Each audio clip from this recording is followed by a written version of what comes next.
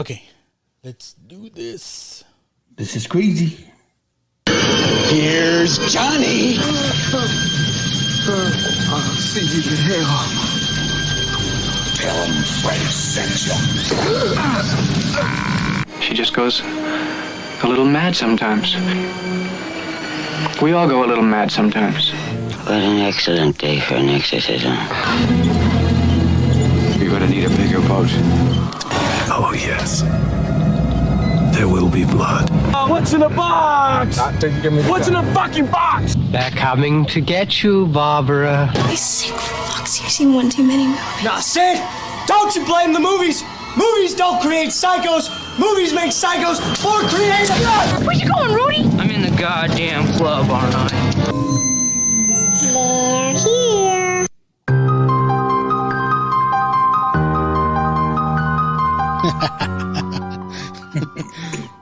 What's up, watchers? This is Lucky the Dork Dad, and with me as always is Little Joe. What is up, watchers? What is up, Lucky? What's going on this late night? Yes, it is a late night. But we got to make sure we get one in this week, right? We got to keep this bracket alive. I'm telling you, and we've gotten some good feedback on not only the brackets but on our previous show brackets. So it's always awesome. Hell yeah! It's always appreciated. So this is Now Watch This podcast where we watch stuff and whatnot. But we are continuing on. Is this bracket number 3? This is bracket 3. Bracket number Lucky. 3. Bracket number 3. Yes, sir. Of our Halloween Madness tournament bracket, whatever, to see what is our favorite Halloween movie or spooky movie, whatever have you. Yeah. Sorry if I'm sound a little hoarse. I'm coming off, I don't know if it's allergies or what, but yeah. If I sound a little rough. I'm gonna tell you guys what it is. It's we're in Texas and it got a balmy 73 degrees and got sick. Probably. Yeah, Texas weather. If you don't like the weather, just wait a couple hours. Fuck yes. Because, like I said, I'm able to be back in my garage, and I couldn't do this a few hours ago. I'd be sweating like a bitch, sweating like a whore in church. So that's all right. I got Joe to do most of the talking anyways.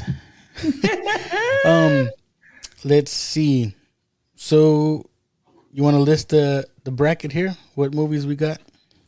Well, first we'll go back and again our first bracket. Recap. Yeah, our first bracket was pretty heavy. The Exorcist came out with the win in that one, and then our second bracket, again another bracket full of heavy hitters, and that one had Lost Boys, had Carrie in there. Had the Great Monster Squad in there, but dude, I'm telling you, I'm gonna get you to like that movie. It was actually showing on Pluto. Pluto has like live TV, and it was showing yesterday. And my wife was like, "Oh my god!" All right, I played like 5 minutes of it. But anyways, Poltergeist came out of bracket 2, and again, a perfect movie from our favorite decade, of course, the 80s. But bracket 3, man, it's another strong one, and it is. It's been heavily debated. It's got some favorites on there, some classics on there. The Shining comes from the 70s. Paranormal Activity was up into the 2000s. So, we're spread out there. Whoa. Hey. This ain't that kind of horror show. Horror movies. Horror. Well, we're not stuck in the 80s as sometimes we like to get. But bracket 3, man, we start off. We got Halloween versus Pumpkinhead. On that bottom bracket, you have the 1985 classic Silver Bullet going against Paranormal Activity, and Paranormal Activity spread over 6 movies. Started off in 2007, so that one's a little bit later on. You want to take us across the way there? Do you got them? The other side, we got The Shining classic. Stanley Kubrick. Some people don't like the adaptation from the book, but nevertheless, it's a great movie. Oh, there's a lot of people that don't like that, man. People fight over that shit. So we got Shining against 28 Days Later. Yes, sir. Zombie the Fast Zombies. Yeah. And then we got another vampire movie, From Dusk Till Dawn, which is right around our era too. High school for me. Yeah. Against Misery, another Stephen King classic. Stephen King is all over this all the brackets, I think. Yes. Again, he hasn't had a winner yet, but is this 3 movies in this bracket alone? He's got what has he got? Silver Bullet. Yeah, Shining. The Shining. Misery. And Misery, yep. This is his best chance to win, I think, or to get into our final 4. Yeah. He's got another one in the next bracket we're going into when we think about Creep Show, which, I mean, he even added his acting ability in there, but I've been talking a lot of or listening to a lot of things about Stephen King lately.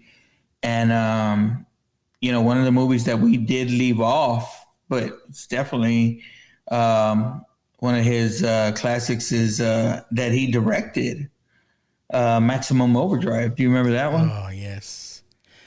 Yep. I'm hitting myself for forgetting about that one. Yeah. Would it have won? Would it have won? No, but I think it was worth talking about. So one of the interesting things that I heard about that movie was the cocaine budget. Oh, it was budgeted in the movie? It was part of the Expendables or something, All right. Did you know Maximum Overdrive, the main truck or the villain, whatever, the toy truck with like the Green Goblin face on it? Mm-hmm. I've been following him for a while. The original mask was pretty beat up, and someone restored it, and they do like a tour, like kind of like people do on the Comic Cons and stuff.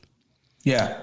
They tour around with the big old head on the truck. Yeah. Well, it's not the whole truck; it's just the head part, but I think that's cool. But that would be pretty badass, right? Yeah, like if it's one of the truck that drives and they imagine you're on the fucking highway and that motherfucker pulls up next to you.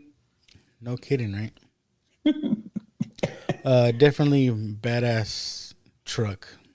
Yeah. And fitting was a toy. It was like for toys, right? Dude, were you like a Hot Wheels collector when you were younger? I noticed you don't have that many now. I had Hot Wheels. Unless it's a freaking Batmobile. Yeah, I've got a few of those. Yeah. You remember those 80s Batmobiles, man? They were a bitch if you fucking stepped on those. Oh, God. Yeah, because they had the big wings. Yeah. Fucking dad would kill you. Well, not my dad, because he wasn't around, but Legos, imaginary dad somewhere. The ultimate is Legos, though, right?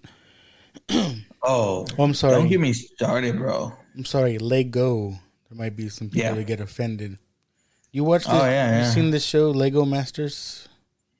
I saw a documentary on that where it's like the toys that these made were us? fucking yeah. Not that one, but it was one of those.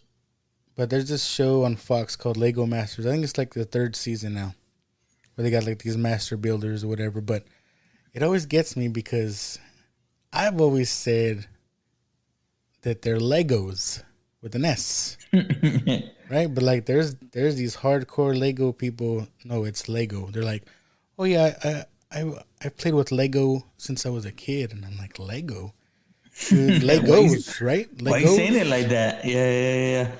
Yeah, but I think they get mad if you say they're Legos. Like, they're Lego. They get offended.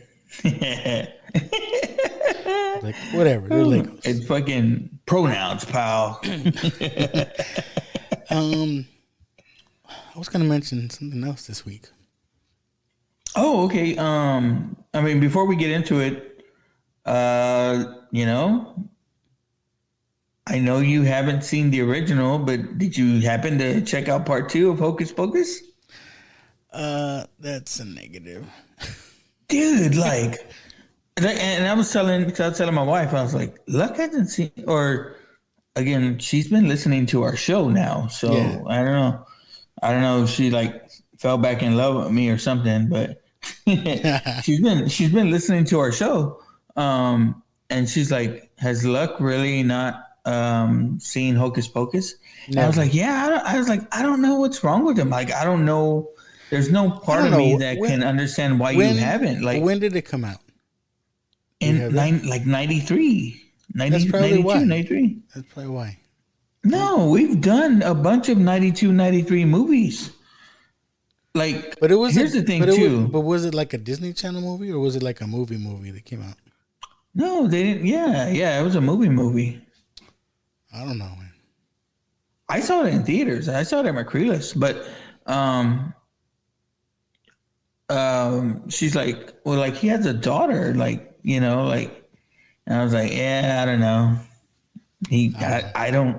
I don't see why. Like, again, like, people make fun of me for liking Halloween Town, and they can all they want, but like, I get to watch it now with my daughter, like she loves it.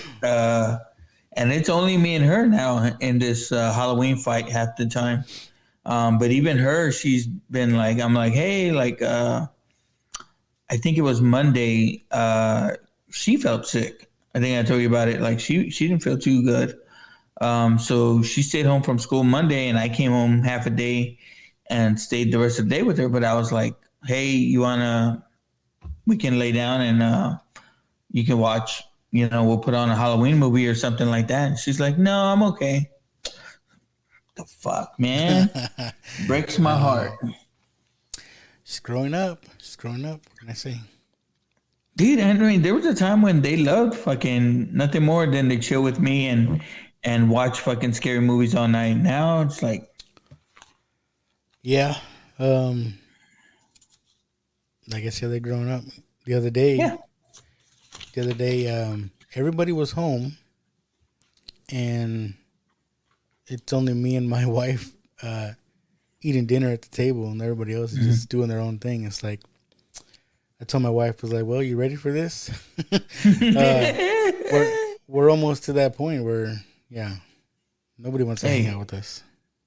But, luckily for us, we have our watchers that hopefully want to hang out with us. So, they'll sit with us. We still got them. Speaking of hanging out with us, I got a little announcement to make. Oh, yeah. So, I like to give back whenever I can. So I got with Javi, who owns Atomic Toys and More here in San Antonio, Texas. We're going to get together. We didn't do it last year, but we did it the year before. We're going to set up a Toys for Tots toy drive. And that's going to go down Saturday, November 5th. So if you're in the San Antonio area and you want to come say hi to us, I'll be there. I'll be there collecting toys for Toys for Tots. And what Javi usually does, if anybody donates a toy, he'll give a discount to his shop for that day. And everyone that donates, I'm going to pull something out of my collection, my personal collection, and give up as a raffle prize. So I don't know what I'm going to give up here, but we'll figure that out. So look forward to that. Saturday, November 5th, Atomic Toys and more. Yeah, the plan right now is I'm there with you, bud. So maybe we take our recording equipment and do a live show from there or something. We can, or something. We get something going. We are working on. Yeah, give him Javi's address, or give him the place's address. I was trying to pull up the picture of that you sent me, but like I said, I don't know what the hell happened to it. It's on the other chat. It's in the Watchmen chat. No, but it's not in there either. Maybe it's your phone. Did something. Yes, so Atomic Toys and More. The address, like I said, Saturday, November 5th. The address is 1023 Riddiman Road, Suite 107 in San Antonio, Texas, 78218. So, yeah, come by and see us. And the plan is right now, we're getting some local cosplayers. One that's got quite a bit of a following on Instagram and on the socials. Spidey Woo, he's kind of a cool dude. He does Spider-Man cosplay, but he does Spider-Man as different characters. Like he's got he's got a Spider-Man Mario outfit. He's got anime characters, but as Spider-Man. He even has a Whataburger Spider-Man. I don't know if you've seen this. His outfit is orange and white. It's pretty cool. No, that's badass, man. And again, big props to you, Luck. I know when we first met a couple years ago, you guys were doing that and had that toy drive. So you talked about too, like us possibly handing out those toys, right? Yeah. Also, like I said, I like to give back when I can. This is just more for information on what we're going to be doing, but in December, I signed up with Elf Louise, which is a local charity here in San Antonio, where they set up Santa Claus teams where you have someone dressed up as Santa Claus, and you can hand out toys and gifts to those kids that are less fortunate than the rest of us. So that's always fun for me to do, just to see the looks on the kids' faces. They get excited when they see Santa, and yeah, I like to take the family and do that. It's a lot of fun. I get a lot out of it just because, like I said, it feels good to do that kind of stuff when you can. Dude, definitely, bro, definitely. So you gonna come be one of my elves, or? I mean, obviously, I have to. All right. Okay, one more thing before we get started. T-shirts. I got our Now Watch This podcast spooky shirts. I played with a Michael Myers design, and I think I posted it in the group. So if anybody wants a shirt, let me know, and we can make that happen. I still need to get your shirts. Dude, I was going to tell you to bring them to work, man. So I can just pick them up from you there. Yeah, I'll send you and I mean, either today or tomorrow, and I'll send you the money in the Cash App. So look forward. But dude, that design is pretty badass. The color scheme, I think especially like on a black shirt, like the one that you made. Yeah, I mean, fucking totally works. I mean, definitely get it, watchers, get it. Get them while they're hot. Limited edition. I don't know. Especially after I put one on and model it, so that they can see. Yeah, I don't know if I'll do another one of those or not. So, yeah, it's good to say it's limited edition. It's good. So like 5-10 years from now, like you can have one of those shirts and be like, yeah man, all y'all fucking new fucking Now Watch This fans, I've been there since the beginning. Yeah. That's, you're in an elite group if you have one of those shirts. I'm telling you. Okay. All right. Business side. Let's get going. You ready? Okay. Yes. You call all it. Right. So we want to go number one right here. Okay. Halloween versus Pumpkinhead. And we got Halloween. And again, you could take it as it's one, or you can take it as a whole, the whole series. You can take it as one. But yeah, like, I mean, I love Halloween, man. Like, it is my favorite of all the slasher movies. I want to say it's generally listed as the first slasher movie, the one that started everything else. I don't know if there's a lot of these movies that ever get back to actually how good I want to say and that I think, especially 1 and 2 are.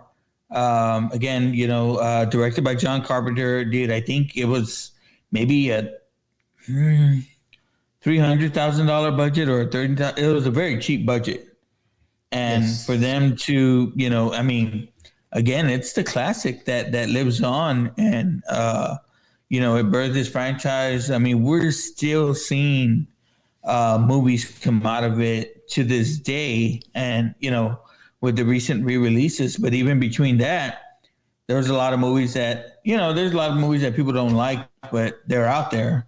But man, like Halloween 1 is one of my favorite all-time horror movies, Halloween movies, wherever you want to put it down. But Halloween, man, Michael Myers has always been my fucking favorite. The first one, 1978. 78. Which goes along We've with been some in other, there, right? Yes, Up in Smoke and Grease. So 1978 was a good year, just based on those. And a lot of these good fucking filmmakers coming out around that time, right? The one thing that the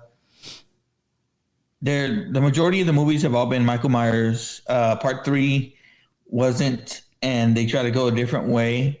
Now, Season of the Witch, if you think of it not as Halloween, you know, a Halloween franchise movie, it's a good movie. But when you put it in there, like, you know, people were like, where the fuck's Michael Myers? Yeah. And where does it fit? Again, my personal favorite, number 4, that we covered, that you can find in the Now Watch This archives. That's the number 1 for me. So, and remembering that episode, I hadn't seen a Halloween movie from start to finish until that point, right? And yeah, I loved the movie we saw, Part 4. This past weekend, I went back and I watched the original Halloween. Awesome flick. So now I want to go back and watch them all. So yeah, that's just how I feel about it. And again, dude, that theme is iconic, right? That music theme, you know. Yeah. I have it as a ringer, especially during Halloween time. It's one of my favorite. Speaking of Halloween, I guess it was his doctor, Loomis. That's, I guess, Sam Loomis. That's the character's name. He passed away in 95, but today was his birthday, October 5th. Oh, Donald Pleasance? Yeah. Right? Oh man, he was awesome, and like he was awesome. That was one of the holdovers that came on Part 4 that really brought everyone back to, you know, the theme of it. And Loomis, he's at the time of the first movie, he was the only actor that was like a big time actor. Jamie Lee Curtis was just starting off. She was new. So Donald Pleasance was their big get.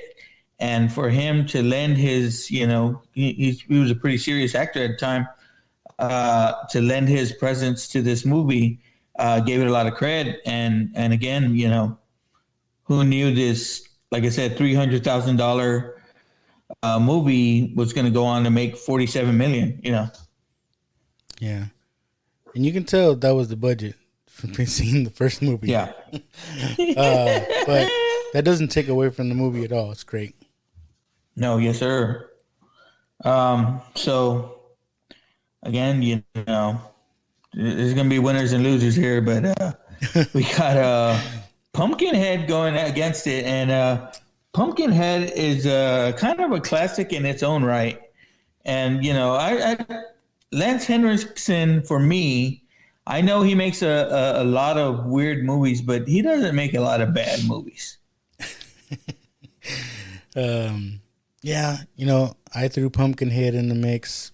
Like I said, it's one that maybe it's nostalgic for me growing up. I think I saw this in the theaters growing up, to be honest. Yeah, it just always stuck with me. Maybe because I did see it at the theaters. I thought it was badass. Visually, I like the monster. I think it's got a cool look. Yeah, I just liked it. I liked it overall. You liked it? I liked it. Pumpkinhead, it's 1988. Again, another good year for movies. Stars Lance Henriksen. There's a few others in there, but no one that was really of name. But it was just. The creature was fucking scary. And then the name, right? The fucking name. Yeah. I remember now after that, you couldn't have a big head, right? Because everyone called you a fucking Pumpkinhead.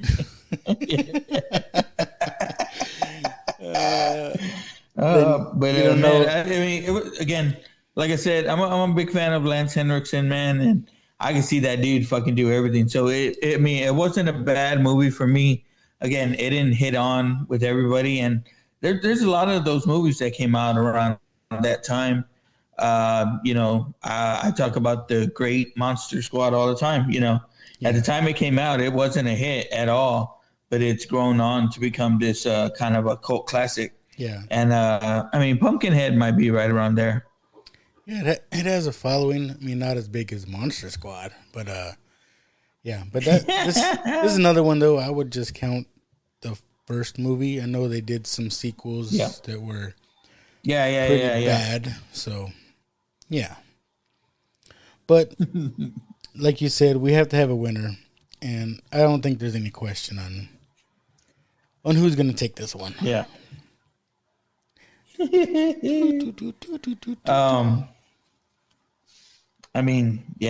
just hard to beat. But again, Pumpkinhead worthy. It's definitely one of those weird films that you could watch. I don't think there was anything too bad about it, right? It wasn't one of those nasty movies that you like to watch, right, Luck? No. Like Halloween? Come on. There was a couple of scenes. No, Halloween follows all the classic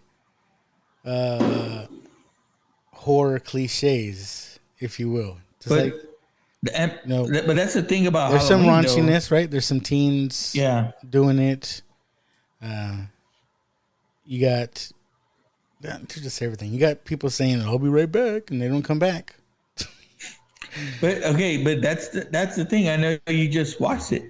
This is the fucking movie that started all of those horrible horror cliches. You know what I mean? I know. It set the standard. Yeah. That's why it has all of them. It's the one. Yeah. That's why it has all of them.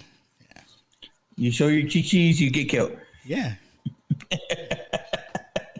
That's rule number 1. There's some cochinos. All right, man.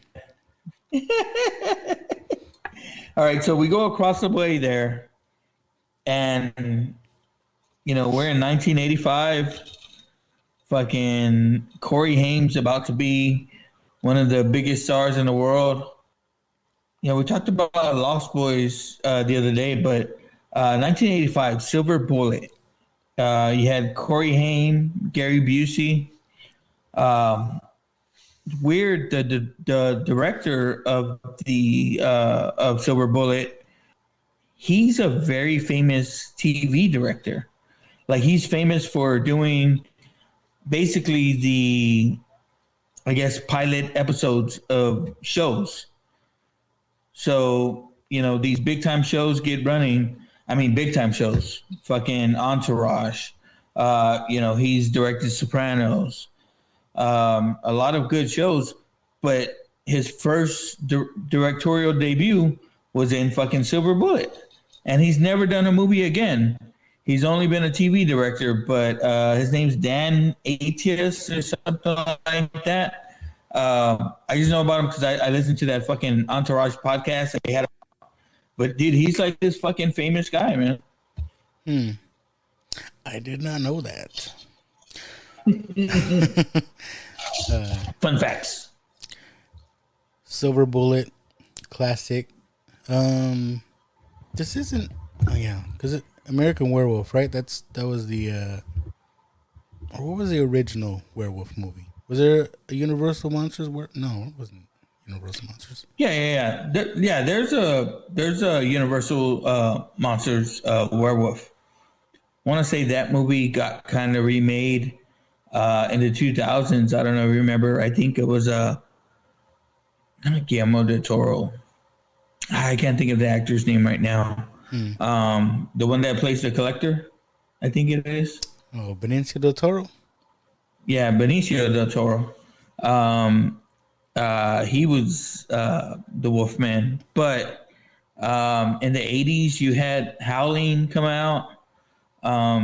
Teen Wolf? Come on, man. Oh, man.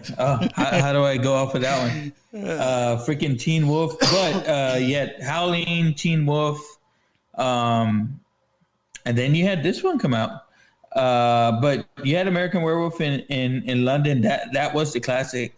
That was the classic Great Transformation. Someone brought up too recently the wolf transformation in fucking Thriller, being like one of their favorites. Yeah. Yeah, I like this movie. I like werewolves. Again, one of those where we know the rules. Like, how do you kill a werewolf? Silver bullet. Right. There's a exposition that gives you everything.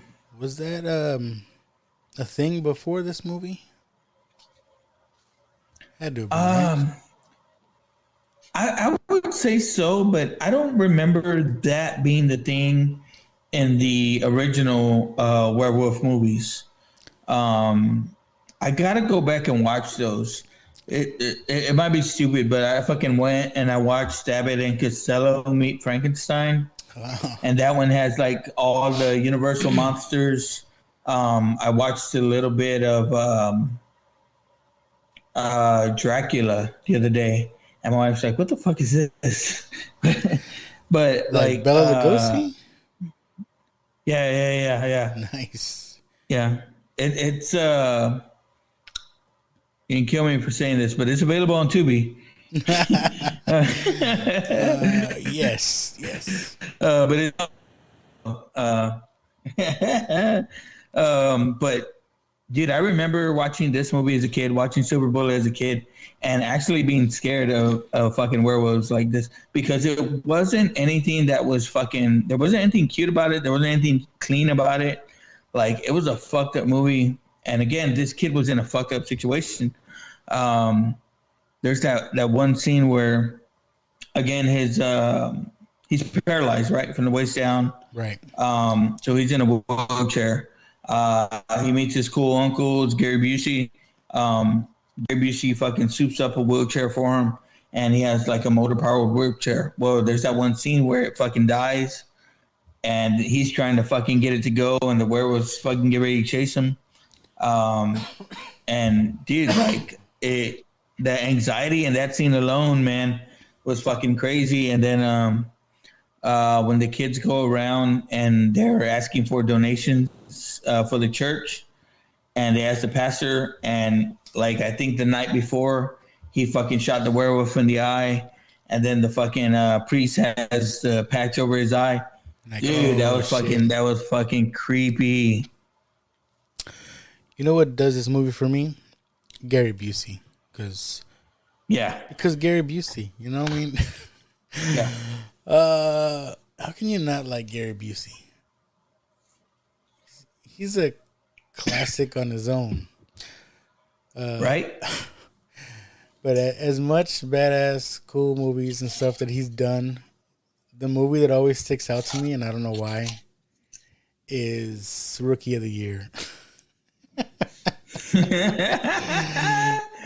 then he's not even fucking crazy in that movie, right? I know. He's fucking normal Gary Busey. I don't know why. It's just, and he's funny in that movie. I don't know. Yeah, mine's got to be fucking the one he did with Keanu, fucking Point Break. Sir. Yeah, and then he's been on Entourage a lot too. Dude, he came on the Entourage podcast, and they couldn't get him out of the fucking studio. Like they're like, "All right, man, show's over," like, and he didn't want to fucking leave. I got stories to tell. So you know his deal, right? Like, he was driving a motorcycle without a helmet, and he tells the story like he's one of the reasons why fucking helmet laws were enforced and what you call it, because he ended up having brain damage, and that's why he's kind of the way he is now, I guess. But yeah, man, that was pretty crazy story. But yeah, it is crazy. Texas, though, dude, Texas, you can still ride without a helmet. FYI. Oh fuck yeah, fuck that. I wouldn't ride without. Fuck that shit. Because there's only two types of people that drive motorcycles. You know this. What's that? There's those who have crashed and those who haven't crashed yet. There's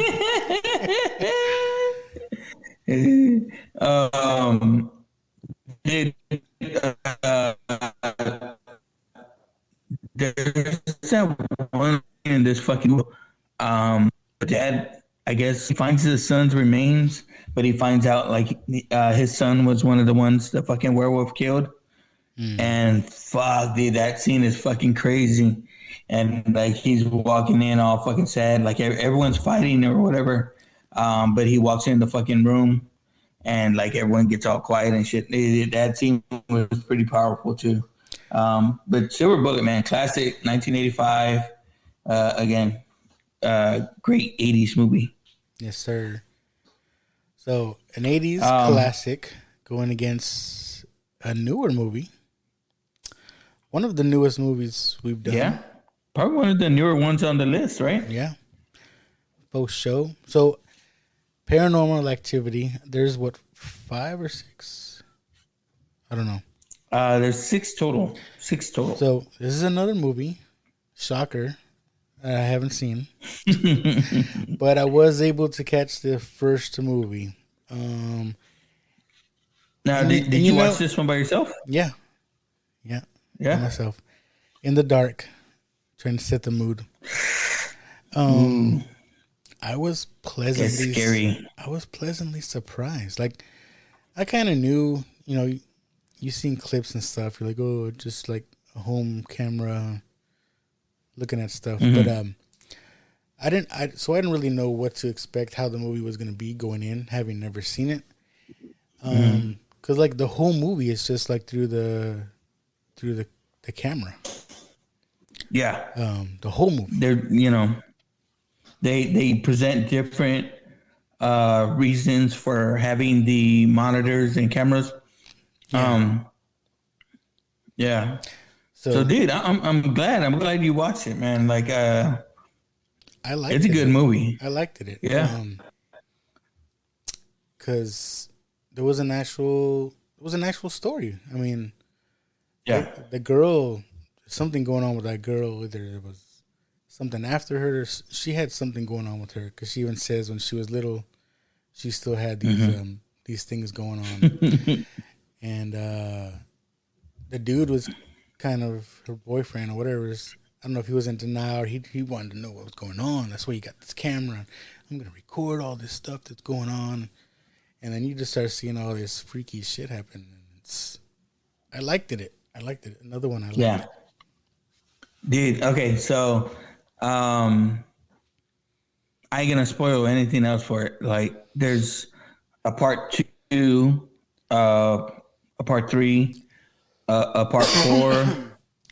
Can you Again, there's 6 of them. They're all connected, and they're connected pretty well. That's what I was going to ask. Is it the There's same some fucked up scenes, and I ain't fucking saying now, like, but they're all connected, bro. And it's a lot of it's okay. Like part 2 is a little bit of the same stuff, but it's a continuation of the story, and then it goes back into the story, which is pretty crazy. Kind of doing that stuff before the Avengers did it. So I think Avengers might have copied them. One of my favorite parts. Go ahead. Part 3 is the one that I know you're going to love, because part 3 takes us back to that great fucking decade of the 80s. Nice. Yeah. Yeah, I'm kind of looking forward to watching them now. Yeah. And part 1 just kind of lays the groundwork for everything. But the thing about it on this one, the counter. Yeah. Now, when that ship would start speeding up, you kind of knew, like, and then it's right when it starts slowing down, you're like, oh fuck, what's gonna happen? Yeah. I like when the time like sped up, but the girl was just like standing there watching her guy in the bed. I was like, that's pretty freaky. Yeah. One of my favorite parts though is when like they realize, okay, there's some shit going down. I think it's after they put like the powder on the floor and then they see the feet print. They're like, we need to call somebody. Oh, we need to call this guy back. And so this guy that was there earlier came back, and as soon as he walks in the door, he's like, oh, I gotta go. I can't help you. I gotta get out of here. Yeah. And dude, and so, but it's that classic thing too on scary movies. There's always some dumb asshole fucking trying to egg it on, right? Like, oh shit, my bad.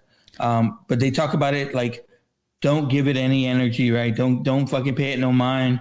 But this motherfucker is bringing cameras into the house, just so, and then trying to egg it on. And again, I'm not gonna say this fucking again, but the fucking Ouija board, that thing is nothing but trouble. I know, and they're like, don't use a Ouija board. All you're doing is inviting him to communicate and this and that. And what does the motherfucker do? Bring in the fucking Ouija board. Dude. And then it's almost done like a movie we talked about last week, Blair Witch Project, right? It's almost done like a found footage type of deal. Yeah. And I want to say in the early presentations of this movie, they kind of presented it as that. Talked about this girl, Katie, I believe her name is. It's Katie and Micah, right? Yeah. Katie hasn't been fucking seen since then or whatever. Reported missing in San Diego, and like they put out like all points fucking bulletin, like a wanted poster. They tried to Blair Witch it, but people were more like, that's bullshit. Oh, we had the internet by fucking then. We're like, oh, I'll find this bitch. Because that's what everyone does now, right? That's what everyone does. They watch these fucking true crime or cold case files. They're like, oh, really? I fucking know. They're like, oh, really? Let's see what Google says. Yeah, dude, did you see there was like a fucking cold case file where a girl had gone missing, and there's this group and they're like professionals of people that they go and they track down these fucking cold case files, and they fucking ended up finding her car in a lake with her body in it. Just fucking recently, like, and it was like a fucking case from probably like the 60s the 70s or 80s. And her body was still in the car? They just found her. Yeah. Whoa. Yeah. Fucking like I don't know how preserved or whatever the fuck, but yeah. I mean, it was the car was, windows up, everything like that, just stuck down there. And he's like, when I realized that she was in there, that's when he fucking came up, and it's on the internet of him fucking calling the cops and like, yeah, we found it. It's pretty crazy, dude. I'm telling you. But yeah, I always trip out on my wife because she can watch all that shit, and I'm like, oh fuck. No, I want to watch fake fucking scary people, not spooky. Real scary people. That's spooky. Yeah. Yeah. All right. So, Silver Bullet versus Paranormal Activity. Dude, I'm sorry to do this to an 80s classic, but I'm gonna have to go with Paranormal Activity. All right. I wasn't sure how I felt about this matchup. But yeah, you convinced me. I really liked the movie. Like I said, even though I just saw it, so it's got that what do you call that new toy feel, you know what I mean? It's exciting because you've just seen it, but yeah, I liked it. I liked it a lot. And I mean, that's gonna put it over because our watchers picked Silver Bullet 5-4 over Paranormal Activity. That's why it's just input and it's our bracket. My little brother's gonna be mad because that was his number one pick. I was like, oh, come on. You want to come on my show with picks like that, sir? No. But now, yeah. if you want to go strictly, it was one of those things. Yeah. If you want to go strictly Wolfman movie or werewolf movie, yeah, it's up there. Yeah. And again, Silver Bullet's another, like you said, Stephen King movie. But, I mean, Paranormal Activity. And, dude, like, I'm especially excited for you to get into the other ones, the part 2 and part 3. And, again, you watch them all in order. And the way they tie into each other and stuff like that, it's pretty damn good. I'm excited. Yeah. But yeah, again, Paranormal Activity, I was, even to myself, that was going to be my pick. I love it. I'm a big fan of the ghost shows that, they show like stuff like that happening. The clips that you catch on YouTube or something like that. Paranormal Caught on Camera, that comes out a lot. I listen to a lot of paranormal podcasts, so that was playing right up my alley when that movie came out. All right. Moving on. Which one you want to do first? Woo! All right, man. Well, let's go across the pond, as they say. And where we at? 1980. Stanley Kubrick's The Shining. Yeah. What do you got, Luck? What's your history with The Shining? There's another one that people always talk about. Oh, The Shining, and I saw it late. I don't remember when I saw it, but I was already an adult. In other words, when I seen this movie. Yeah. But you see it referenced everywhere. Right? The twins, the hotel, the blood, the river of blood going down the hallway. Yeah, it's referenced in other movies. I mean, culturally, like I mentioned it before, culturally, it's everywhere. Yeah. It's that iconic. Like it's that iconic. Even though people, like you mentioned, some people say it's too different from the book and this and that. It's still iconic. I mean, it's everywhere. Everybody knows this movie. Everybody knows parts. The old lady in fucking bathtub and this fucking red rum. I mean, there's so many things about this movie you can talk about. Well, and it's Jack Nicholson in his prime. I mean, you can't get any better. Shelley Duvall's face was defined fucking scared for me for a long time. Like that look of horror, man, when Nicholson comes through the door with the axe and the here's Johnny. Oh my God. She was going crazy. The little boy, again, The Shining ruined long hallways for me forever. Like for real. Like that screwed with me forever. And just everything, like the isolation, the twist of seeing him there, that he's been there the whole time or something like that. Dude, all of that led to what I thought was a great movie. Again, I didn't know enough after the fact to know that, oh yeah, it wasn't like the book or anything like that. If you watch the movie as just by itself, you can see how great a fucking movie it is.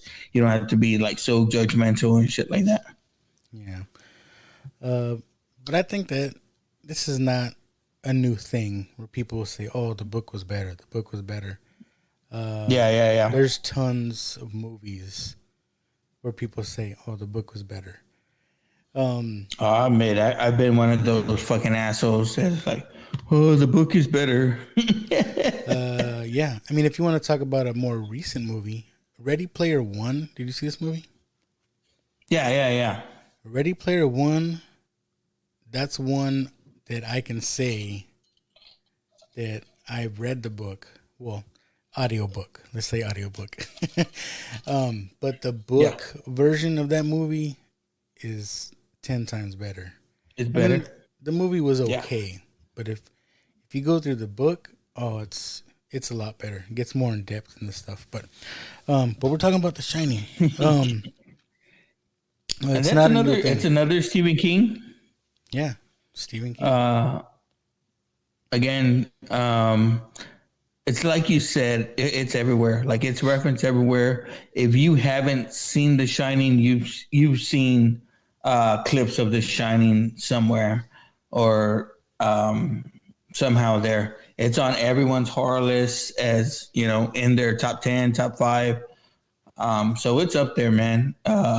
Classic Stephen King's The Shining. Yep. You can't go wrong. Yeah. And there's been remakes and there's been miniseries done about it. For me, again, it's hard to touch fucking Jack Nicholson. You know what I mean? It's hard to touch them. Shelley Duvall at the time, again, she was, I want to say she won an Oscar, or she was Oscar nominated at least. Jack had won an Oscar. So, again, it was at the height of stuff, man. And for me, that was, greatness there. And that's one of those I watch every year around this time. Shelley Duvall, for a while there, she was everywhere. I think for me, her most memorable role is from Popeye as Olive Oyl. Oh, bro. I was like, I'm waiting for this motherfucker to say Olive Oyl. Yes. Dude. I mean, that was the movie I saw growing up a lot.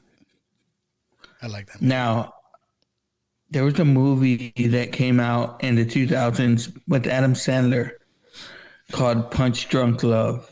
You ever see that movie? I did. it wasn't an Adam Sandler movie. Like Yeah. it was weird. It was his attempt at a serious role. And I think he, at one point, he really wanted to be considered a serious actor. And I think he did get some acclaim for that, but not what he was hoping, I think. Yeah. Well, I mean, you can see it now, and he's getting some of that love now as an actor. Like, what did he do? The Uncut Gems.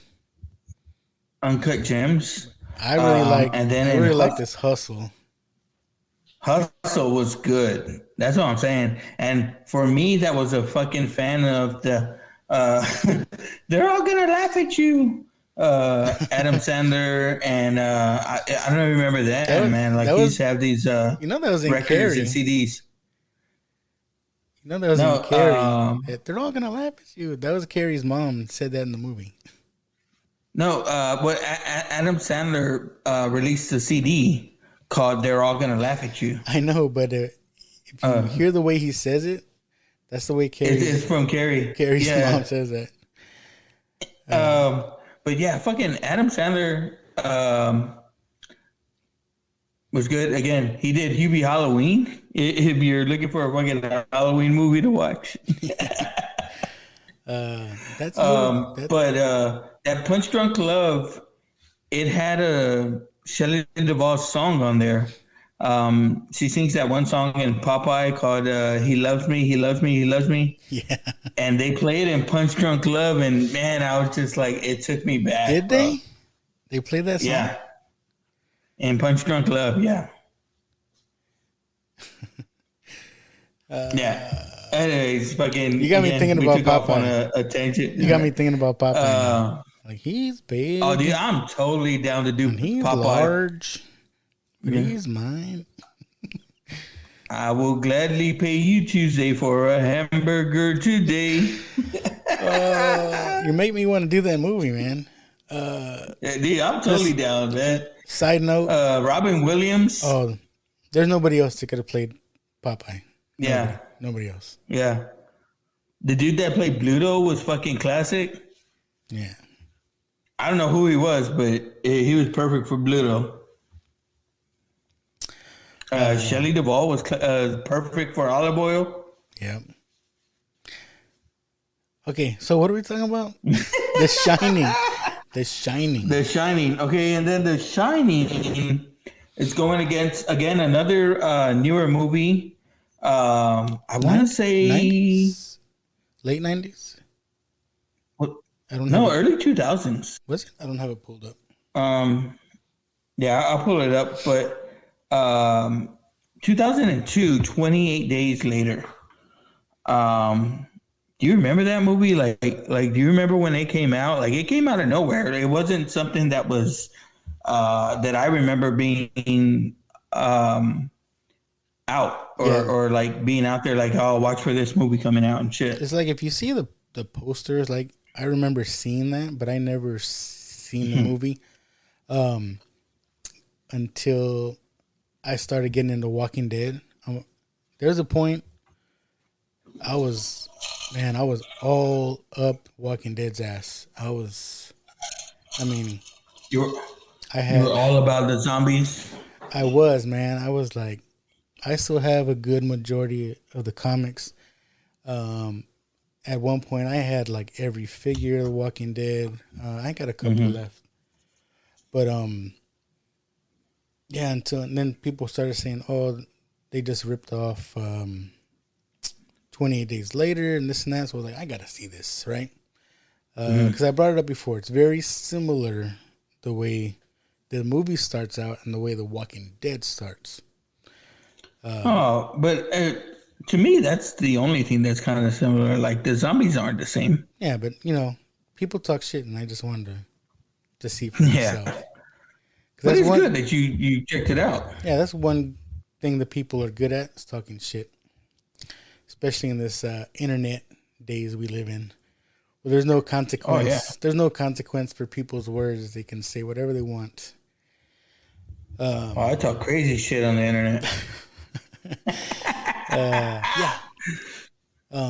But yeah, man. So the main character wakes up in the hospital. The world's already gone to shit. I just remember the scenes where he's looking outside and like, you know, you just see when they cover bodies, they just, you know, it's a white sheet over them. So he's like, what the fuck's going on? But dude, the zombies in here are a lot more terrifying. Well, and to that opening scene, you said how much it's like The Walking Dead, or The Walking Dead was like it. But the thing that got you, right, was it's hard to get and it's hard to see some of those scenes that are empty as it was, right? Like this was London, right? I think it was London. It was a place that was known to be busy, and they shut it down to get that scene filmed, and that's crazy, bro. Like the way they made it look, So again, and it was totally English actors. The debut of Cillian Murphy. It was. I loved it, man. When it came out, I loved the Fast Zombies. Again, grew up with Night of the Living Dead, with Dawn of the Dead, and not Zack Snyder's Dawn of the Dead, but the early zombies were all these slow, lumbering. You could probably run by these motherfuckers types. These zombies were chasing your ass fucking down like rabid animals. For reals. I think you just like the full frontal shot. Of who? Cillian Murphy in the beginning, in the hospital gown. I didn't even remember that. For you to remember that kind of says more about you.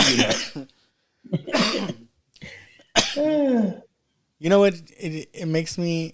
What makes it more memorable? I don't want to say memorable, but what makes me remember it is that that's like a thing now. It's like, and why is it a thing?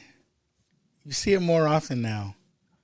We get full frontals of dudes. Nobody wants to see that.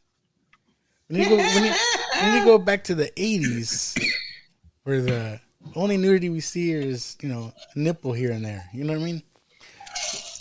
I don't know, man. I think you like going back when you used to have to work for it, and you had to pause a movie just to see something. Oh, just a side boob. Just a side boob. Yeah, you used to have to work for it. Remember that?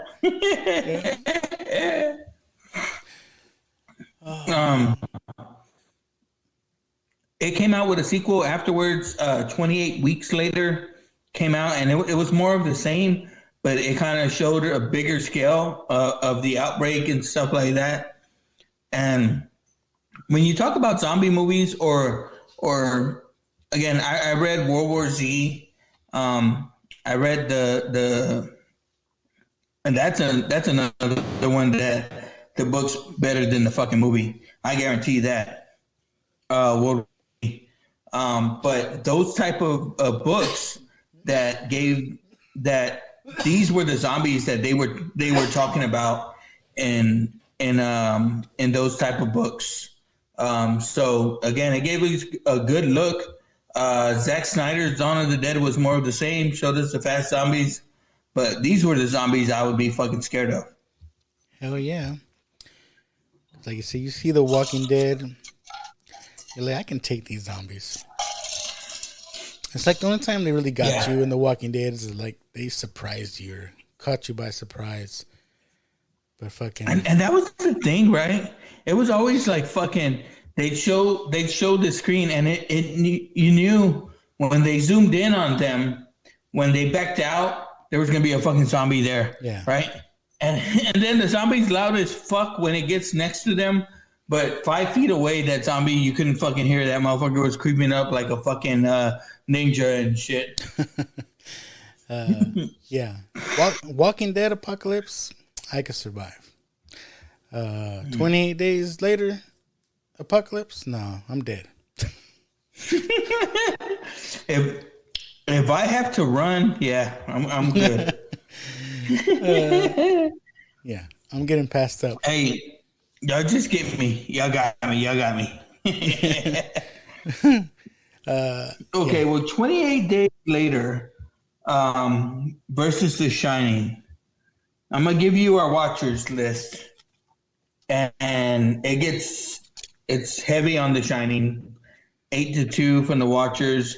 Shining has one number one overall vote, but 8-2 from the watchers for The Shining. I got to go with the watchers on this one. Yeah. I again, 28 days later, I just fucking sucked its stick for a little while, but it's not beating The Shining. It's a good flick. Yeah. All right. So we got it. One more to go. I don't want to do this one. We have to. When you sent me this, I was like, man, I don't like this matchup at all. I don't want to have to make a decision. You could have changed it. But let's do it. Okay. One that I liked. Again, it's another Stephen King. Yes, Stephen King. Misery. Yep. Kathy Misery. Bates. Kathy Bates. James Caan. The late James Caan, yes, sir. Yes, man, just this year, right? Yeah, and this was Kathy Bates. I want to say her first kind of big role. Yeah, I remember her coming on a couple of movies in the 80s, but this was her first kind of big fucking role. Yeah, this one really put her on the map, I think. And it showed us again. It came out in the time when fucking psycho women were the it thing, right? What's that one fucking movie that came out? Fatal Attraction. Yeah.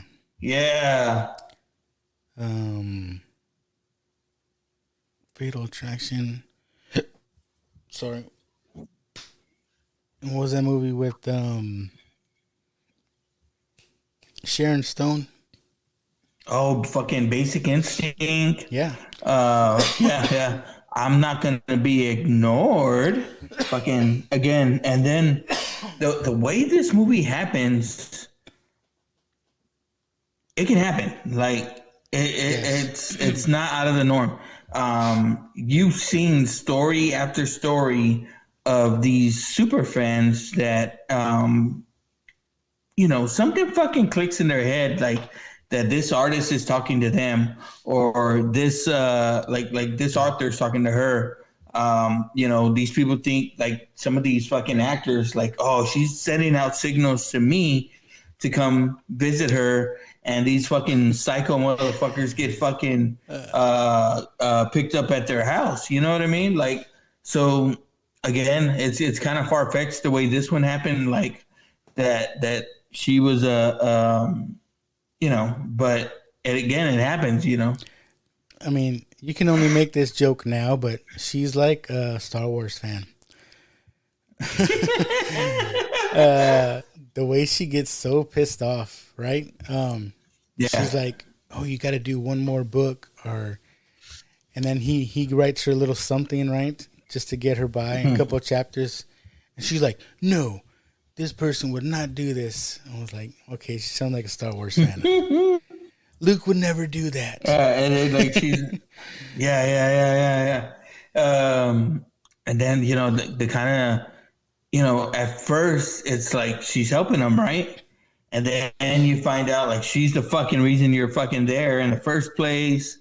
And then, she starts drugging him, and you're not going anywhere until this is finished. And like the whole story, right? Like that she's trying to get him to write, and again, bringing that one person back from the dead, and she's returned or whatever. Again, that was crazy. But the craziest fucking part for me, for everybody, it's been done over and over. And again, I was born with fucked up feet and ankles, so this fucked me up. But that scene when she fucking puts the board between his legs, and he can't do shit about it, bro. Like, he can't do shit about it. He's just he's looking at her and he's fucking begging her like, please don't do this. Please don't do this. And she fucking, the sledgehammer puts the board in between and oh man. Oh my God, bro. Like, just talking about it, I'm picturing it in my head. That scene, man, that scene alone makes the movie. It's like, oh my God. It's like, yeah. Oh, it's hard to watch. Even back then, it was hard to watch. Yeah.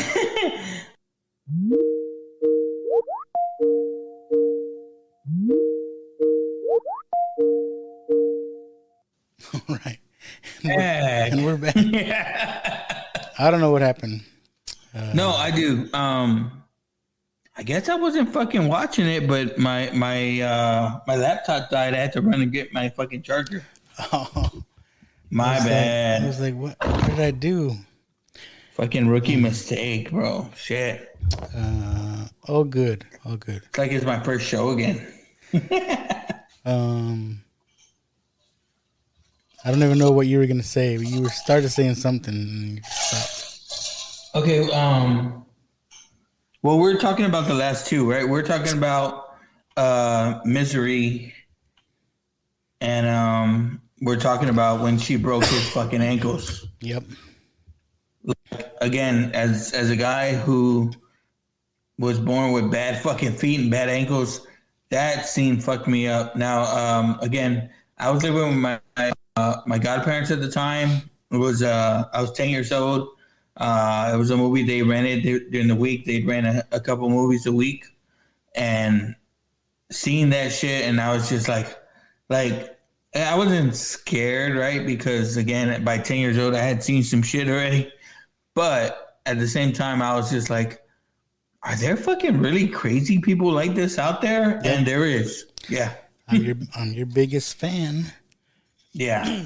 Fan. Did you ever see that movie, Fan? With Robert De Niro, Wesley Snipes? Yeah. Yeah.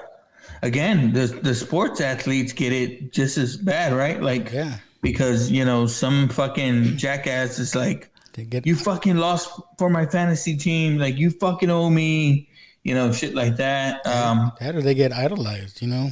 Yeah. We saw Aaron Judge just hit a 60-second home run. And, I mean, there's people that are still out there like, well, no, it was fucking Barry Bonds is still the record holder or whatever. And then there's people that are like the dude that got the ball, I think, you know, it's worth $2 million fucking dollars. Can you imagine that shit? You heard they had they're like special balls every time he went up to bat. Oh, really? Because you figure like how annoying that is. Because you figure they did it because, you know, all Major League Baseballs are pretty much the same. I don't know the details, but supposedly they did something to these balls to make them identifiable. That it was one of these balls that he hit. You know what I mean? And not just they stuck one of those Apple trackers on them. Maybe.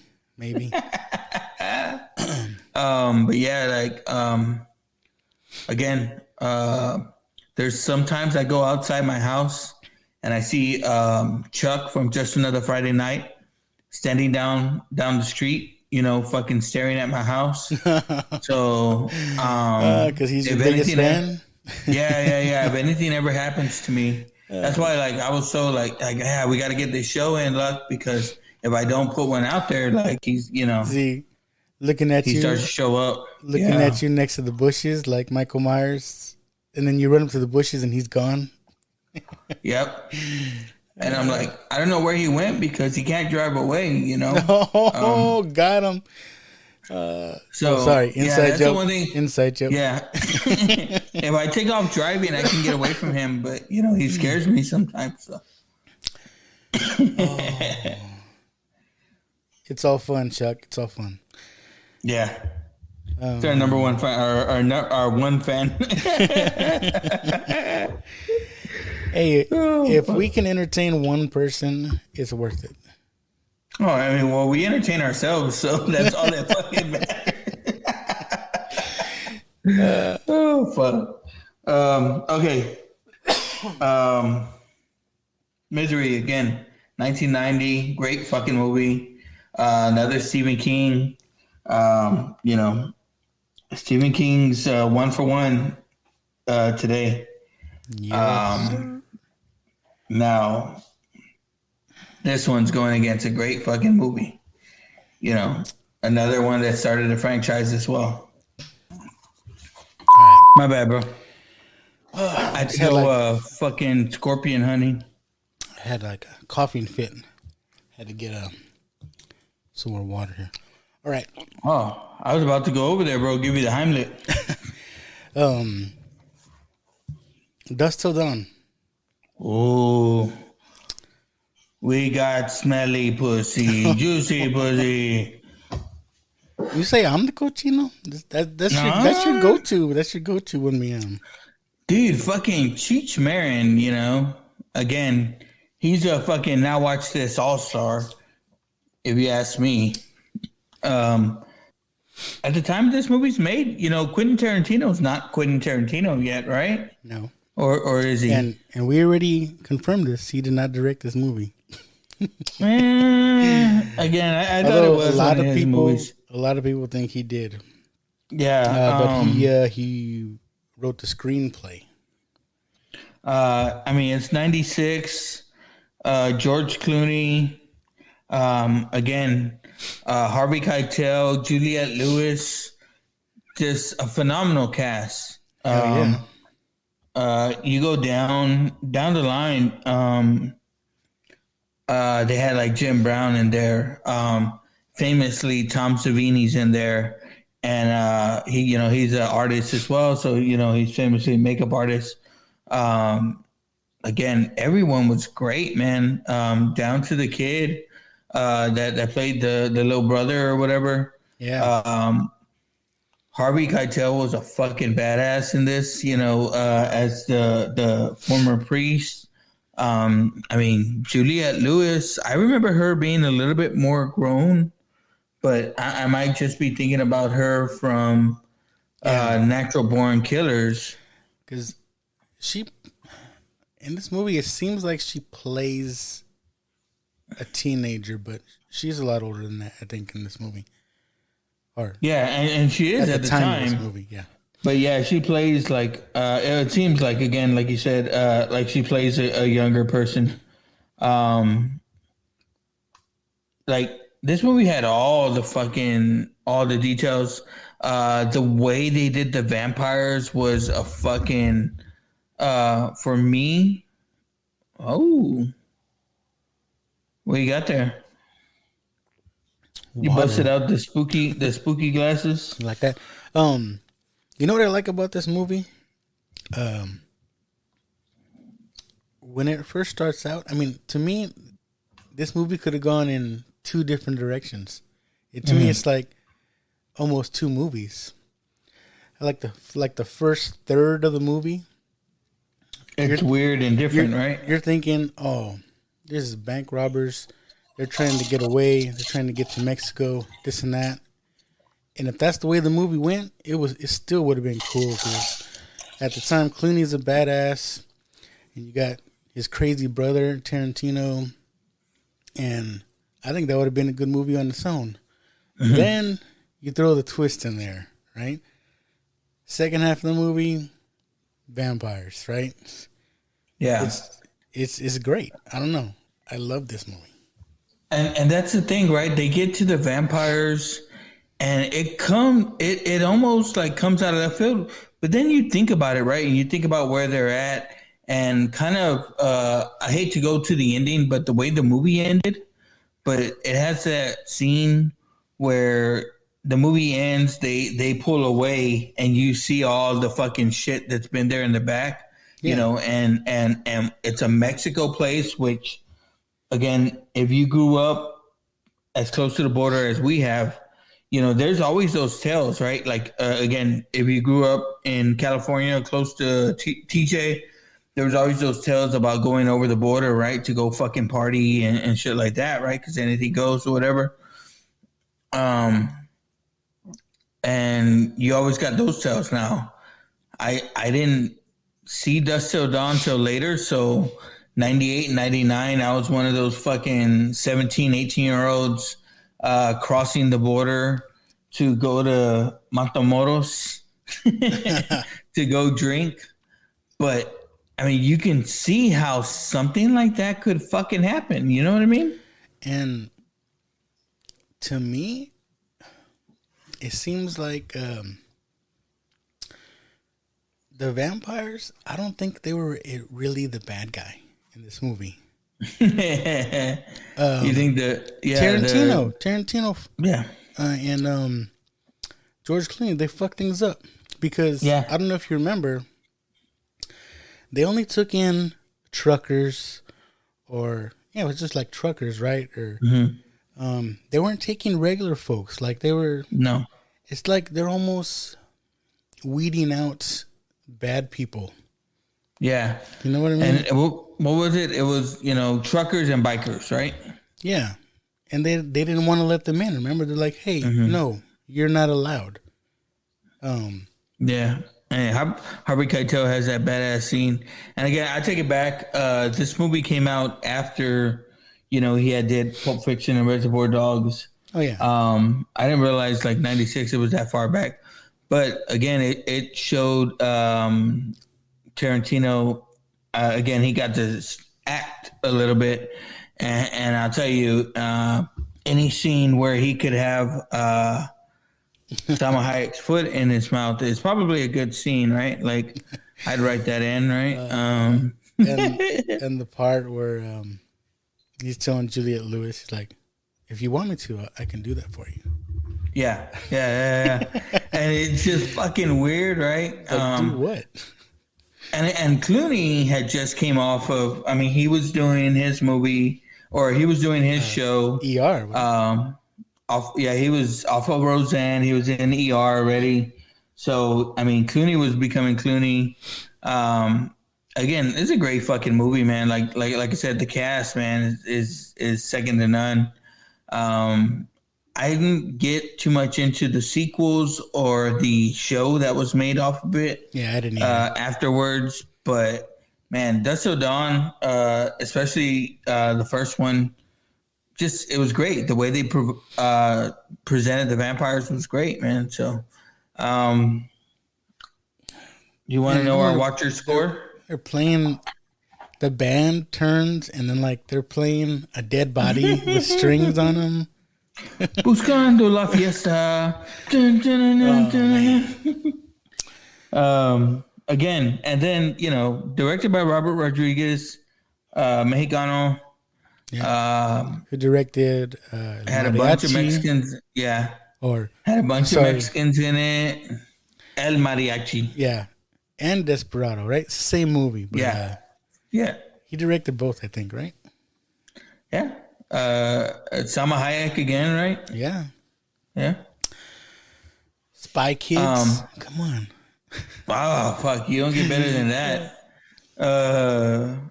Fucking Spy Kids, right? Is that the one where fucking Buscemi's like, hey, man, you think God stays up there because he's scared of his creation or something like that? I forgot he's in that movie.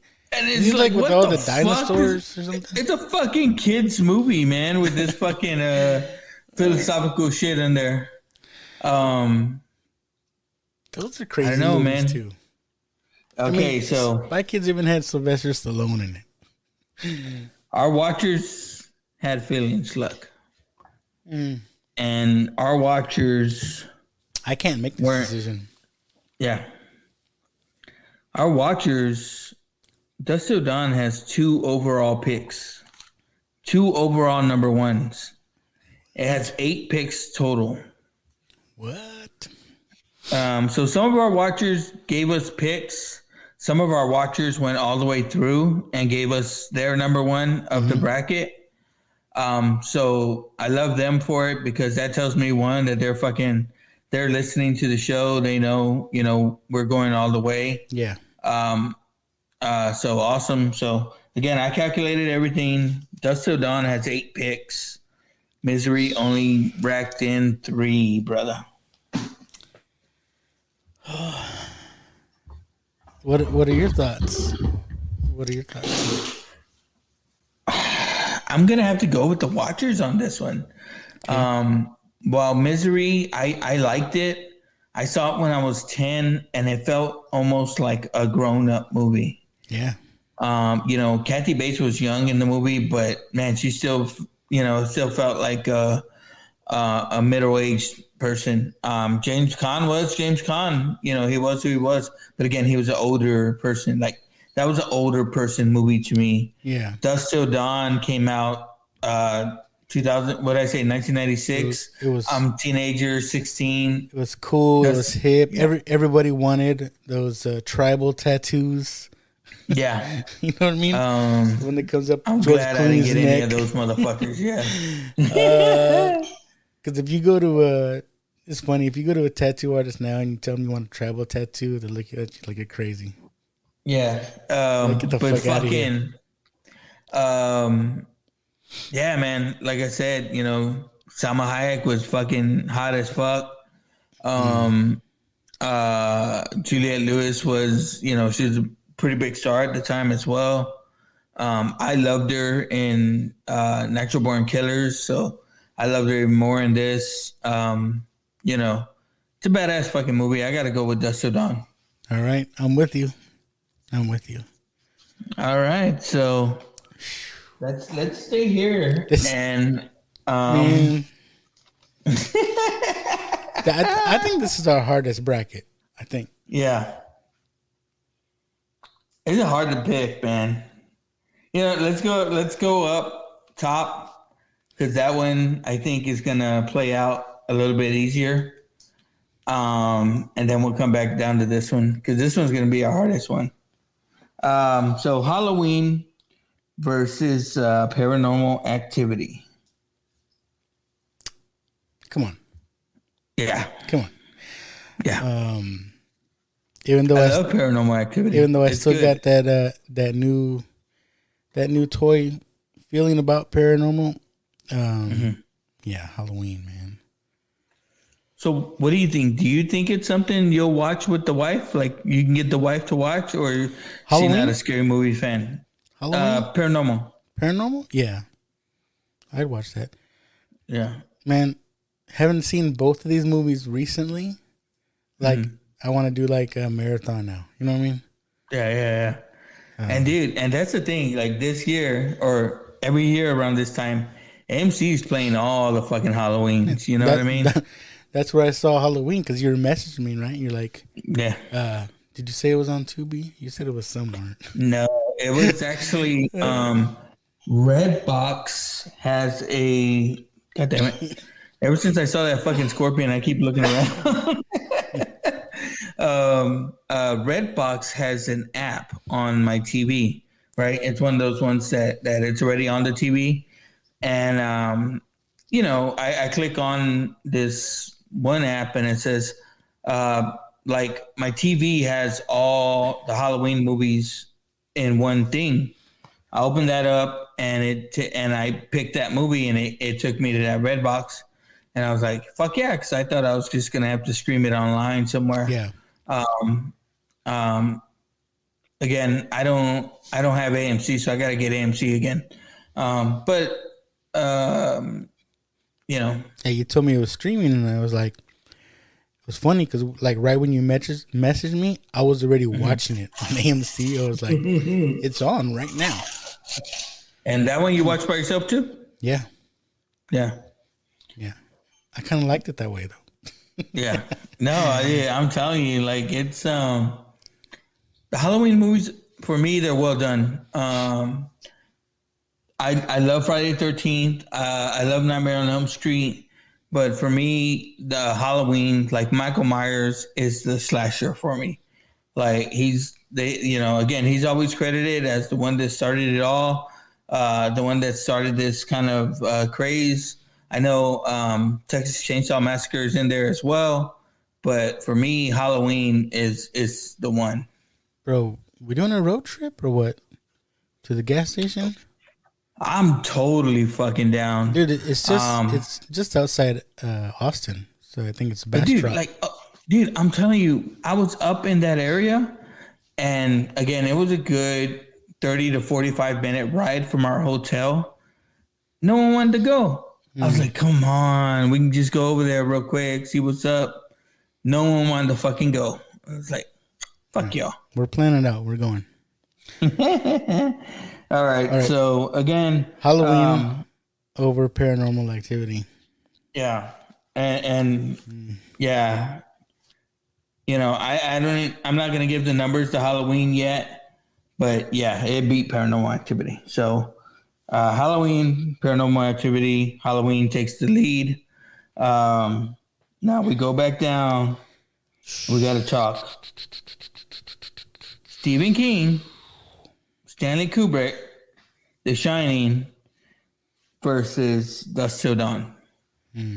The classic versus what a lot would call a classic in 96. Yeah.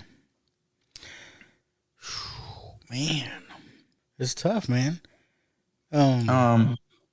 It's gonna be picked by us. The Shining, you could say, has stood the test of time. I guess one argument is, does Dusk Till Dawn still hold up? There's probably some things that maybe no. I can still watch Dusk Till Dawn. It's still good. Of course, but I don't know where to go with this one, man. Well, it's gonna be picked by us, luck, because our watchers were 8-8 in overall and total votes on this one, and our watchers picked Dusk Till Dawn. Dusk Till Dawn got 2 number 1 votes, and The Shining got 1 number 1 vote. That's close. And I gotta say, I gotta look at it on another post, I think. You know what? I'm just gonna say, for me, you can say what you want. I'm gonna say Dusk Till Dawn. Ooh. Okay. I don't know, man. I don't know. Dusk Till Dawn over The Shining. I don't know, man. So, I mean, well, we still got a chance in the next bracket, but you're basically, that was a hard decision. You're basically, and I'm not even 100% honest. No, you're kicking Stephen King out of this bracket. You're like, no more King for me, ladies and gentlemen. I gotta talk about a couple of these. Adam. I think Adam had 28 Days Later beating The Shining. So, again, Shining is not something he holds in high regard. Because he's a book was better guy, right? Yeah, yeah, and I mean, I'm gonna go with his word on that. Like Adam would know. Yeah. I hadn't. I usually take his word on stuff like that.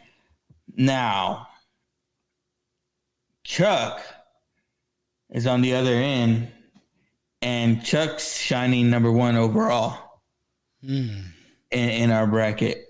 The Friday night. Another Friday night fight. a divided Friday night. Yeah. So again, those are a few of the picks. God, it's hard for me, man. The cast alone, I probably watched Dusk Till Dawn more than I watched The Shining. Yeah. I gotta go Dusk Till Dawn. All right. For the same reasons that I went with earlier, and it's like Dusk Till Dawn hit at the right time for me. Again, I love Jack Nicholson. I love Shelley Duvall in the role. Fuck, it's probably more universal. Again, oh man, that's a hard fucking decision. We can't make everybody happy. Go Dusk Till Dawn. Dusk Till Dawn. We can't make everybody happy. I don't doubt there's gonna be a lot of people upset about that pick, but whatever. I'm just saying, I don't know if the Simpsons have done Dusk Till Dawn, and that's usually my barometer. Right?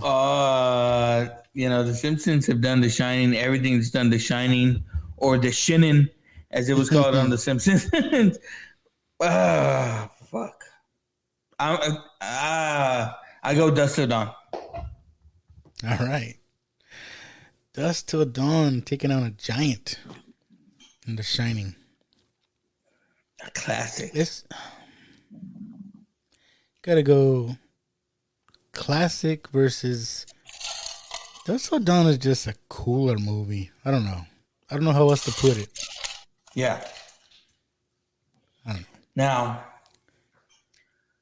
we look upon this final bracket, and this is going to be different. Like, this is the same fight, right? It's the same fight that Dusk Till Dawn just had with The Shining. A classic versus a newer movie, a cooler movie, as you said. Halloween versus Dusk Till Dawn. No. Before you go, let me tell you how our watchers feel. Okay. Again, Dusk Till Dawn, 8 picks, very strong. 2 overall, number ones. Halloween had a total of 11 picks and 4 overall number ones. Okay. So if we want to change this, Luck, you and I got to both agree on Dusk Till Dawn. Okay, so I kind of mentioned earlier, I said this is going to be a tough bracket. But in my mind, I had a winner, but the road to that winner was going to be the tough one. Mm-hmm. So you might know where I'm leaning. Yeah, you might be leaning that way too. Yeah, it's the thing is, there's a lot of classics that got taken out of our list today. Mm-hmm. 28 Days Later, Misery, Silver Bullet, Paranormal Activity. These are all movies that Stephen King had 3 shots. Yeah. And he missed. Yeah. What do you think?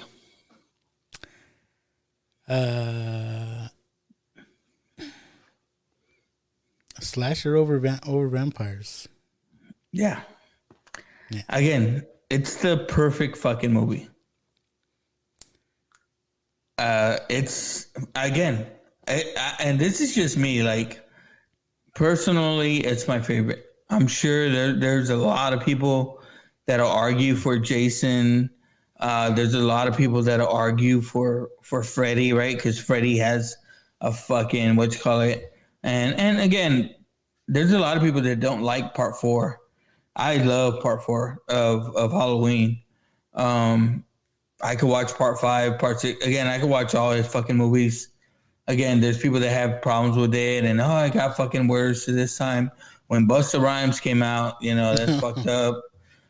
Jamie Lee Curtis has killed him like fucking 5 times.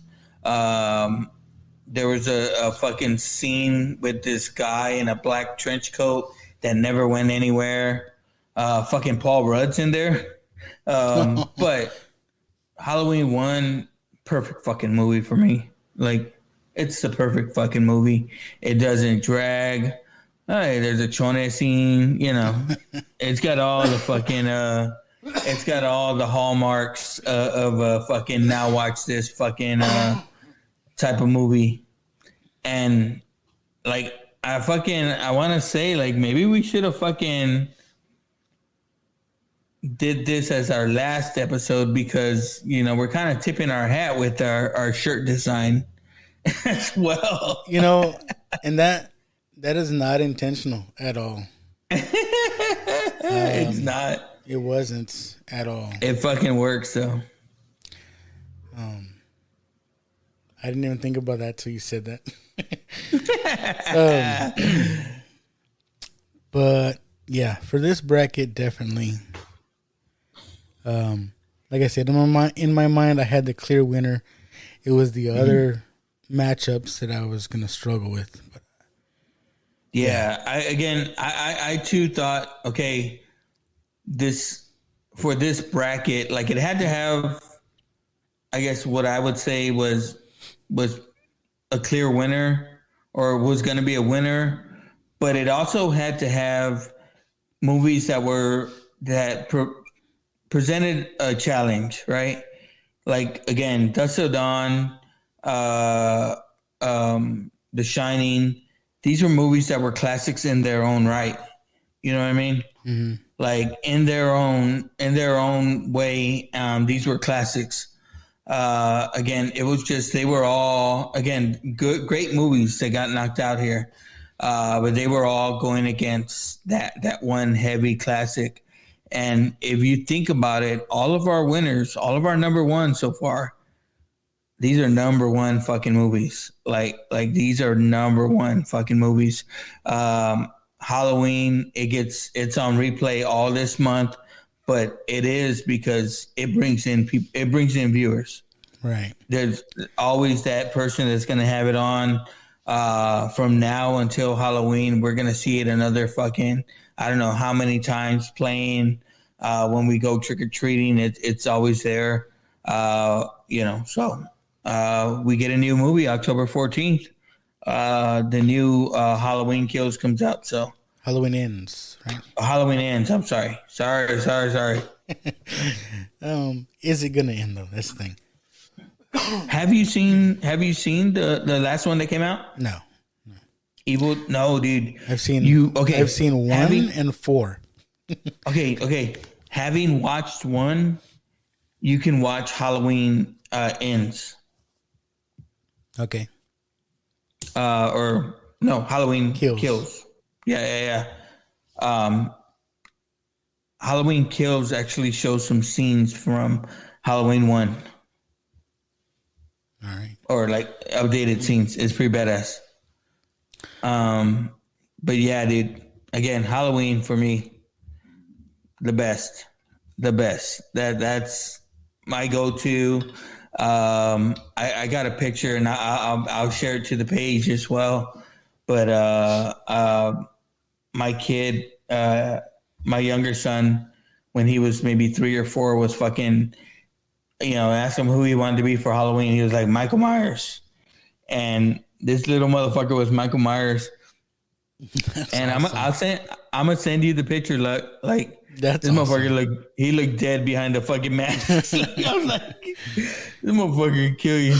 And one of the reasons I had did it was, again, these motherfuckers are always dressed up, but I have a picture of it too. This motherfucker, when he was like 2 or maybe 2 or 3, but no, about 2, because he was maybe potty training, but he was still young enough that he was in Pampers, right? I don't know. He comes up to me with in a Pamper, no fucking shirt because he's Mexican, Pamper, a pitchfork, and he had a Spider-Man mask on, but the Spider-Man mask was inside out, so it was just white. This motherfucker. I'll send you the pictures, or I'll share them to the group as well. But yeah, dude, Halloween fucking runs deep for us. So nice. So we have our winner, Halloween. Halloween wins bracket 3. So again, we should have. Okay, we got one more bracket to go, and then we're gonna have one more final show where we pick of our final 4. We pick our winner. And I think that one we really need to try to get some people on to help us out. Our final one or our final 4? The final 4. Okay. Definitely. Chuck wants to come on the next one. Okay. He said he wanted to be on the Creep Show bracket. So I know you're on nights the rest of this week. Yeah. And then you're on days next week, right? Yep. All right. Hell yeah. So yeah. So that's what's coming on our next show. You want to call off the last 8? You got that? The last 8. I got the list here. For our fourth and final bracket. So we have, what was it? Night of the Living Dead. Zombies. And that one's going against Scream. Ooh, 2 fucking classics. We have Nightmare on Elm Street. Ooh. That's going against Dawn of the Dead. So 2 zombie movies. And then we're going to have a little bit of a... Wait, did I send it to you? Because I had sent it to you, and then I had sent the wrong one, right? Yeah. Or the last 2 were the wrong ones. You had Misery on there twice. Yeah. And you're like, I can't go through that again. I can't. Okay, but we have a little bit of a vampire fight, and we have Bram Stoker's Dracula versus Fright Night. And then bump up there, and we got the classic Creep Show versus the classic Evil fucking Dead. Ooh. So we are deep, bro. It's gonna be a good one. Yeah. Thinking about this last bracket, do you have any that you have not seen or you're not familiar with that you're gonna familiarize yourself with this week? I've seen all of them except I think we brought it up, Bram Stoker's. Mm-hmm. So I'm gonna try to get that in, and I'm gonna try to just kind of skim over the other ones just to refresh my memory of them. Yeah, I gotta get some of these in. I watched Nightmare maybe sometime last week, but everything else I do gotta get in. I saw Night of the Living Dead, but the one that I need to watch still is the remake that came out in the 90s. No, I saw the old one. Was that streaming? Is it on Tubi? I know. Well, the old one, the fucking original, yeah, that's streaming on Tubi. But that's one of those ones that is free in the public. So it's out there. Okay. So you might be able to even pull fucking clips from it or something. But yeah, that one's out there. Scream, it's been a while, I think. But we know Scream, right? Like, yeah. That was more 90s, but I mean, I saw the first one or the original not that long ago. Now you think about it, this is another bracket where we're going from the 70s to basically, I mean, you think about some of these movies, but 70s to the 2000s. So it's gonna be a good one now. All right, I'm excited. We're getting towards the end. Yes, sir. Fuck yeah! How long did we go today? Where we at? With all the interruptions? I mean, we're looking at 2 hours right now, but we had some technical difficulties. Be a tight 140, 145. Keep kicking the fucking thing. Yeah, so that's what's next. Our fourth bracket to determine who's going to be the last movie entered into the final 4, which is exciting. I'm telling you, and with The Exorcist, Poltergeist, and fucking Halloween, bro, we've got a strong fucking 3 up there. I mean, who's coming out of here? I really feel like this bracket can kind of go any which way. There's going to be some creep show out there. I know there's going to be some Nightmare fans. There's going to be some Night of the Living Dead fans. Like that's one of the fucking classics that started a whole fucking genre of fucking movies. You know what I mean? So it's going to go ways. I think I got my number 1, but I tried to balance out these brackets so that there was nothing that was like, oh man, this fucking bracket's full of sorry movies. Like, they're all good. So we're going to go Zombies vampires, or slasher? Technically, right? Oh my. Yep. Zombies, vampires, slashers. Oh my. Zombies, vampires, slasher. Oh my. Hey, that's a shirt. That's a shirt right there. I'm fucking telling you, have them all fucking together like the Wizard of Oz going down the yellow brick road. Fucking, you can do it, look. I can do it. I can make it. I can make it happen. Yeah. Um. But yeah, man, what you got coming up this weekend? This weekend. Are you gonna be off for the game or? Friday? No. Yeah. No. They're going to San Marcos. I might go in late Friday. Okay. I might go into work late Friday night because my son, fucking San Marcos has a good fucking team. I'm not gonna go to the game, but my son, my youngest son, is the last cross country meet. It's a district meet, so. Oh, okay. I might go to that. I saw. I don't know who it was, but somebody shared a video and they tagged you in there. Yes. You're all in the background looking all fucking tough. But of your son running, man, I was like, oh, that's fucking badass, you know? Yeah. Yeah. You or I could never fucking do that. I was gonna say but that cross country running, that shit's tough, bro. I was gonna say that. I was like, it's kind of a new thing for us because I don't run. Yeah. Come on. So, but it's been fun. It's the second year doing it. He seems to like it.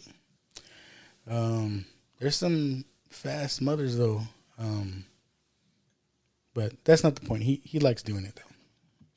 No, dude, it's the long distance and then the endurance part of it, like to be able to do that shit. Like, oh fuck, I die after the first turn. Yeah. Oh, I need a break. Like, where's Joe? Like, I don't know. It's funny because one of the schools where they do some of the meets at, there's like a wooded area. Like you see them start in the field and then then they go off into this wooded area and you don't see them. It's like, where'd that guy go? He's not. He didn't come out. My son says a lot of people like every once in a while, like he says they'll be kids like walking once they get to the wooded area. It's like, oh, come on. But I see them at East Central sometimes. They fucking run around the school. So like you're fucking driving down the back road and there's these kids that pop out of nowhere. Fucking like, oh shit.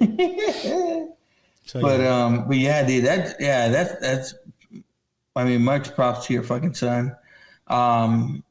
Again, like, hey, I don't know, plans or whatever, but I have a friend of mine that his son was doing that at like Jefferson, and he got a fucking scholarship, and he's at Stephen F. Austin right now.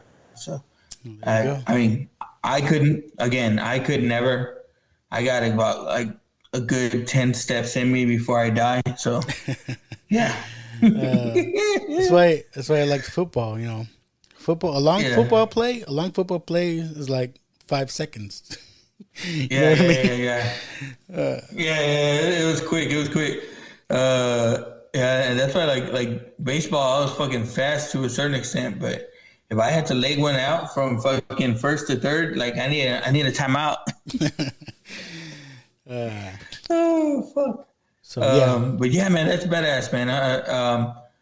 Like we play Judson again this week, and I'm sure like my son's been playing JV and he's been kicking ass. But they haven't moved him up to varsity yet, which is it's cool, man. I'd rather him, be where he's fucking playing consistently. And as you know, in our district, like every fucking game is hard, so it's gonna be a hard one. But for revenge from getting beat last year. So man, I feel bad for our fucking varsity team because they're not as we're not as good as we were last year. So yeah, it might be a rough one. They're like the Cowboys. They're doing. They're developing. Cowboys are winning, bro. Shit, hell no. Okay. Cooper Rush. Okay, I'll admit Rush. they're like the Bears. We've been rebuilding since '86. Oh yeah. It's all good. But that 85 team. Yep. That's gonna do it for this one, folks. Look forward to some good stuff. Remember, again, follow us on Facebook. Now Watch This Watchers Facebook group, where you can find the most stuff. We are on other social medias, but yeah, we haven't posted that much on others. The Facebook book group is where it's at. Yeah. But yeah, it's been good, man. We've been getting a lot of good interaction. I've been trying to put like more stuff out there. I actually got a message from a friend of mine that I used to go to middle school with. She does a podcast, and she's like, I kind of need someone that can talk a lot. And I was like, no, well, I can't. I told her I couldn't join like on a full-time basis, but she asked if I would come in for Halloween, and I told her, but like I was like I wanted us to both go on as a show, but she goes live on Facebook, and like I caught some of her show yesterday, and they were talking about like different like scary stuff here in San Antonio. So they asked if we'd come on. I told her I'd get with you, and fucking I let her know for next week at Tuesday at 9:30. I think she asked for. I said as long as I can remote in, I'm good. All right. I'm not fucking on location nowhere. Yeah, we can make it happen, man. I know, but I just wanted to put it out there. But. We got our thing coming up with Jerry soon. And I think I messed up. I think I messed up on that. I think I am on nights that week. I miscounted, I think. I'll double check. Mm-hmm. So, yeah. Either way, we waited this long, so. Yeah. Yeah. But yeah, man. I've had a little bit more feedback. I've had a few more people sharing the show and liking the show. I've been talking with my friend Chuck, that he's up in New York and New Jersey, Chuck Staten, and he's been cool enough to kind of give us a listen and talk about it a little bit. Now we get like fucking their kind of listenership. We might be able to do something, but I've been getting more feedback, like about like different stuff we should talk about, stuff like that. Rizzo got on the other day, and he was like, you guys, I can't wait till y'all do y'all's Christmas bracket. So, people are liking it, man. So it's badass, right? Yeah, are we gonna do a Christmas bracket? We can. I mean, hey, for me, it's what the watchers ask for, right? So, sounds good. Anything can happen. But again, remember to keep watching and keep listening. Here's Johnny. You knocked off. Tell him Fred sent you. She just goes a little mad sometimes. We all go a little mad sometimes. What an excellent day for an exorcism. You're gonna need a bigger boat. Oh, yes. There will be blood. What's in the box? What's in the fucking box? They're coming to get you, Barbara. He's sick for fuck's sake. You've seen one too many movies. Now, Sid, don't you blame the movies. Movies don't create psychos. Movies make psychos or create blood. Where you going, Rudy? I'm in the goddamn club, aren't I? They're here.